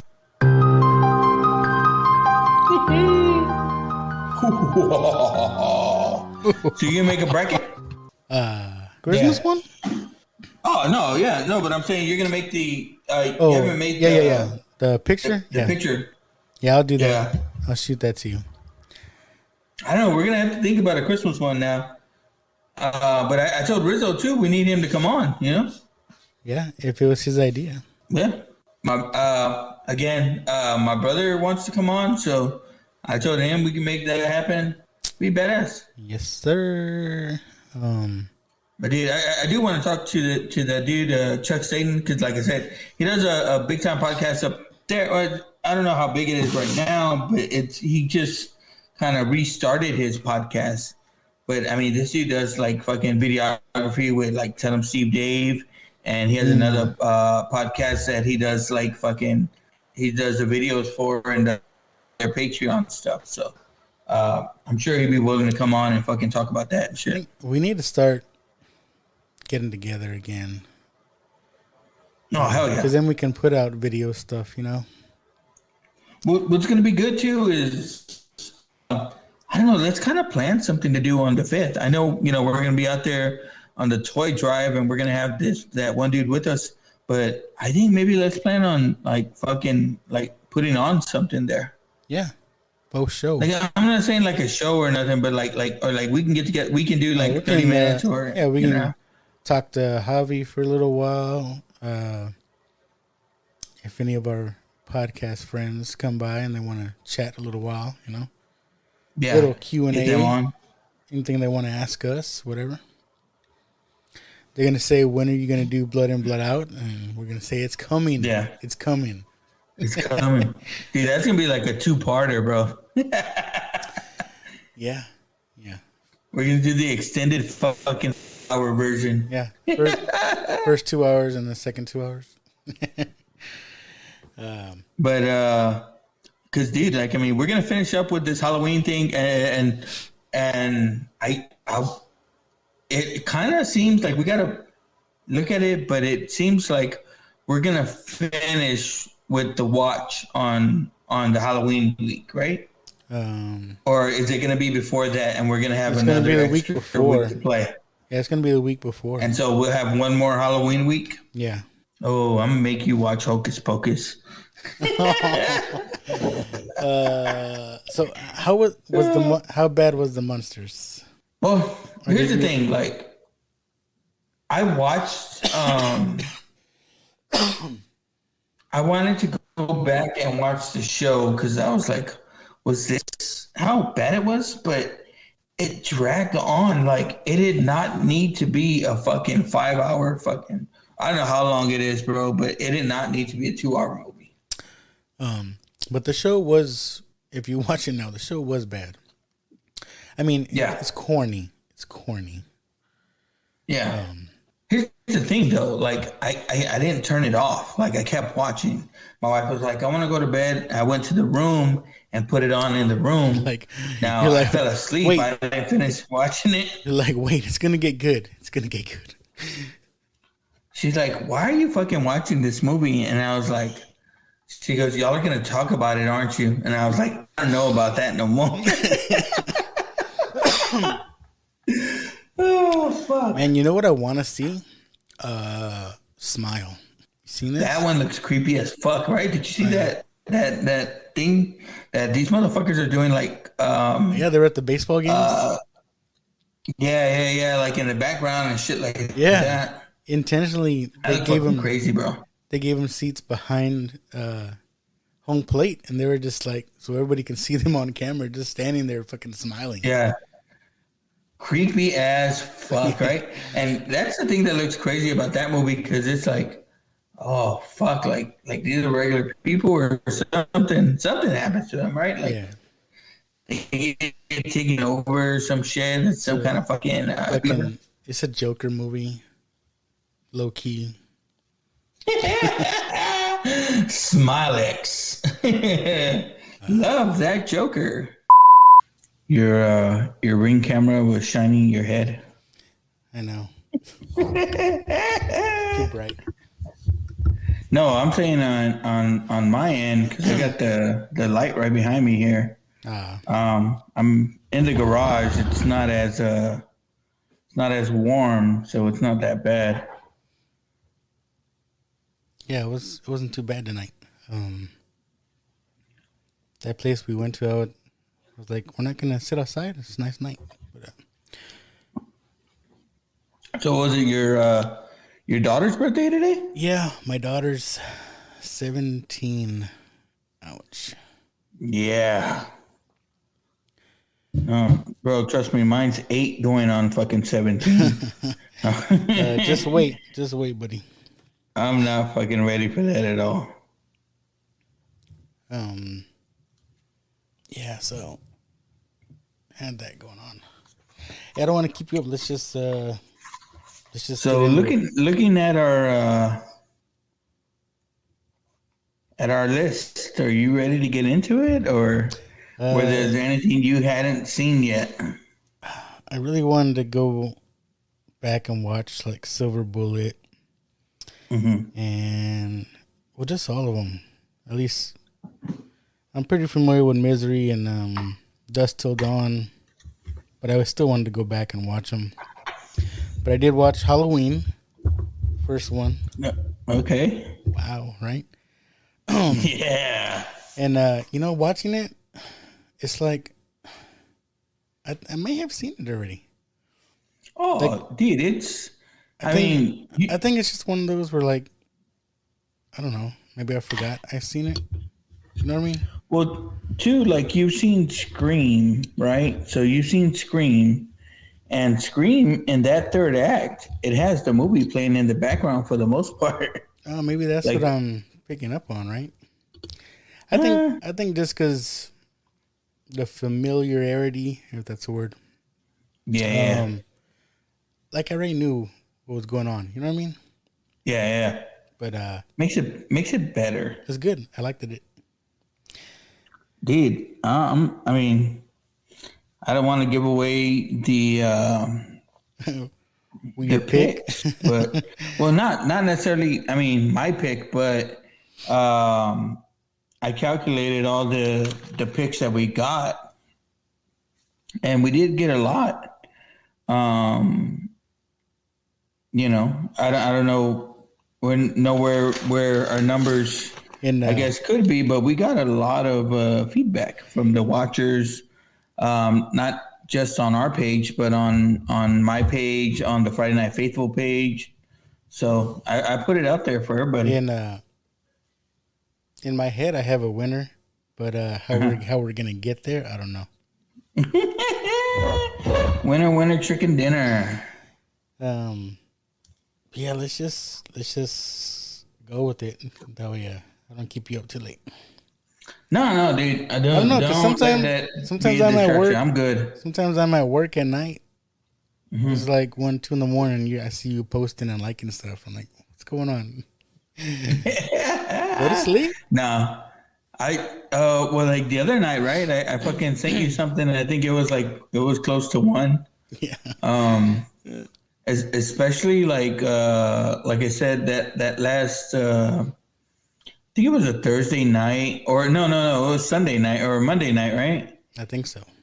Monday Night Football, the Cowboys won. I'm still excited. Sure. Oh, I mean, you don't know because the Bears aren't winning that much, so. I know, they lost to the freaking Giants. Yeah, that we just beat. So it's so facto we would beat y'all the Bears. Cowboy fans, how quick you guys are to move away from Dak Prescott and get on that rush train. Hey, don't be mad because you don't have one quarterback and we have 2. Oh, come on. But how quick you guys just threw him to the dirt.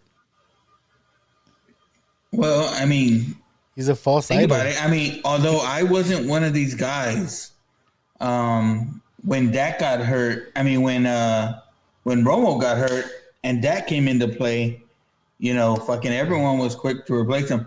I was the one saying, fuck that shit. Like, Romo's still the man. Sure. Oh, my God. Yeah. Okay. You ready? Oh, I'm ready, bro. I just took my last Jello shot that I made this weekend. Jello I'm shot. good. Yeah, you know, had to have something to keep me up, keep me going.